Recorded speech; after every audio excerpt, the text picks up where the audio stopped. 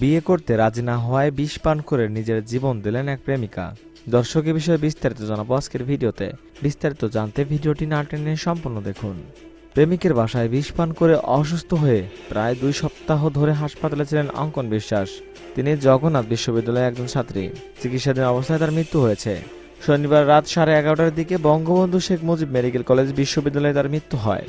এর আগে গত 24 এপ্রিল রাজধানীর অজগর আলী হাসপাতালে এই ছাত্রীকে মুমূর্ষু অবস্থায় রেখে পালিয়ে যান প্রেমিক একই বিশ্ববিদ্যালয়ের ছাত্র শাকিল আহমেদ।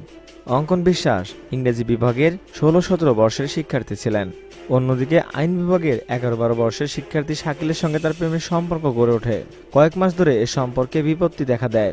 শাকিল বিশ্ববিদ্যালয়ে আরেকটি মেয়ের সঙ্গে সম্পর্কে জড়িয়ে পড়েন। অঙ্কনকে এড়িয়ে চলেন এবং অন্য ধর্মে হওয়ায় বিয়ে করতে অস্বীকৃতি জানায়। এরপর ঘটনার দিন সকালে শাকিলের বাসায় যান অঙ্কন। সেখানে এক পর্যায়ে অজ্ঞান হয়ে পড়েন তিনি। পরে শাকিল ও তার ছোট ভাই হিমেল অঙ্কনকে অজগর আলী হাসপাতালে নিয়ে যান। তখন শাকিল কখনো ভাই কখনো বন্ধুর পরিচয়ে ভর্তি করতে চাইলে হাসপাতাল কর্তৃপক্ষ তাকে ভর্তি করাতে অস্বীকৃতি জানায়।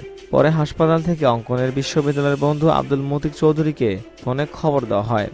অঙ্কনের বন্ধু সানি বলেন, 24 এপ্রিল দুপুর 1:30টার দিকে অজগর আলী হাসপাতাল থেকে অঙ্কন অসুস্থ বলে একটা ফোন আসে। পরে সেখানে গিয়ে অঙ্কনকে জরুরি বিভাগে চিকিৎসাধীন অবস্থায় দেখতে পাই। ডাক্তাররা তার শ্বাস প্রশ্বাস স্বাভাবিক করার চেষ্টা করছিলেন। এ সময় হাসপাতালে শাকিল ও তার ভাই হিমেলকে দেখতে পাই। শাকিল ভাই ও বন্ধুর পরিচয়ে ভর্তি করাতে চাইলে প্রথমে ভর্তি করেনি কর্তৃপক্ষ, পরে স্বামীর পরিচয়ে ভর্তি করান।